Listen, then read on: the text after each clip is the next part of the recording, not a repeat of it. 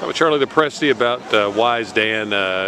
Tell me about his race in the Shadwell, what you like most about the Shadwell Mile race. Well, you know, I wanted to run him because he was doing really good, and the thing that I liked the most about the race is he had a new rider on him. He'd never ridden him before, and he did a great job with the horse. But you know, the horse overcame some stuff yesterday. I didn't realize it until they got back later and they told me he got bumped around leaving the gate pretty good. I didn't see that because I didn't watch the head on. And where he came from, he made a really big move, and he kicked away from the horses, and he's got a lot left in the tank for the next race, and it's going to set me up for the Breeders' Cup where I don't have to work him a bunch. What will you do with your rider now? Will you go back to Johnny? Oh, Johnny will ride him back. Johnny, it's always been the plan. It was just that I made this decision late to go in the Shadwell, and Johnny was already committed to New York, and he couldn't take off those horses, and I understood it, but I talked to those guys, and we were all in agreement to use Jose Lascano. They said he would suit the horse well, and I talked to his agent, and Johnny talked to Jose, and they watched the tapes together, and it worked out great. I mean, to me, the what he did in the Benalla is still just incredible. But do you have of all these races he's run this year that have been so impressive, is there one that stands out to you as the one that impressed you the most?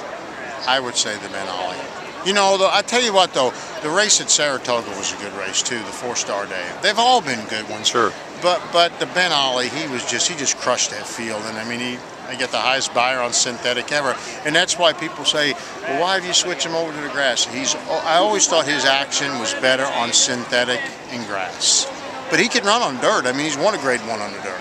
And would you try him in the Classic on the dirt? No, because I just don't think that track would suit his. You know, just looking at it looks deeper and it's speed biased, and I think if I was going to try the dirt again, it would either be at Churchill in the Clark Handicap or at Saratoga next year. I'd rather keep him on the East Coast, and where he trains over a track, gets to run over it. I mean, I'd be vulnerable to go out there trying to run against Game On Dude, who's been running out there, is used to that track. Different kind of turf course that he'll encounter out there. You think he'll be fine with that?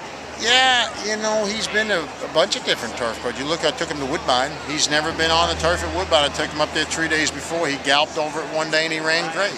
He runs about over anything, but I just think synthetic and grass is better. And I've never been to California, but everybody I talk to say he'll really like that turf. So let him tell us. Have you thought about how long you'd like to keep running him? As long as he'll stay sound and he wants to run. How much fun is this for you? It's a lot of fun. I tell you, I've had the best 3 years training horses over the last 3 years with Here Comes Ben and Tour Allure and Successful Dan, and now Wise Dan. I mean, it's been a dream come true. Trainers train all their lives and never get their hands on a horse like that. And I've had 2 or 3 really good ones over the last few years. What is it about, I mean, he's obviously talented, you know, just the things that all great horses have. What's unique about him, his skill set?